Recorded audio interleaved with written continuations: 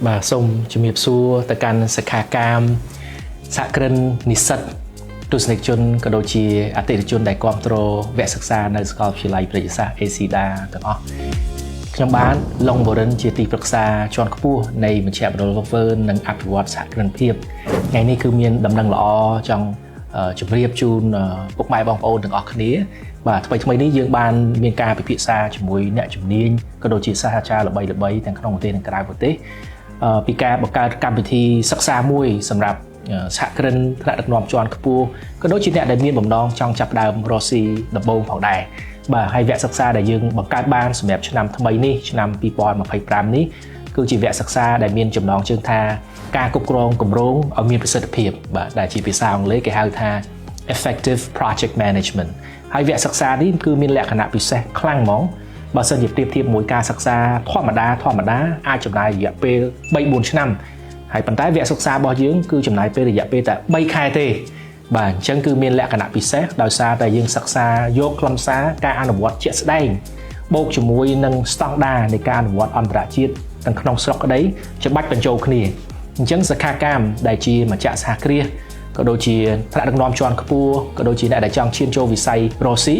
គឺការសិក្សាលើការគ្រប់គ្រងគម្រោងឲ្យមានប្រសិទ្ធភាពនេះគឺមានសារៈសំខាន់ខ្លាំងដោយសារគាត់នឹងយល់ដឹងពីការរៀបចំផែនការឲ្យគម្រោងទទួលបានផ្លែផ្កា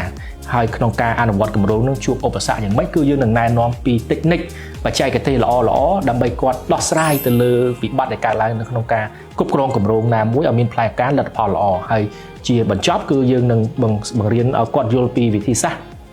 បញ្ចប់គម្រោងចប់ពីគម្រោងមួយចូលគម្រោងមួយទៀតប្រកបដោយវឌ្ឍនភាពខ្ពស់អញ្ចឹងវគ្គនេះគឺជាវគ្គកម្រខ្ញុំលើកទឹកចិត្តឲ្យម្ចាស់អាជីវកម្មថ្នាក់ដឹកនាំជាន់ខ្ពស់ក៏ដូចជានិស្សិត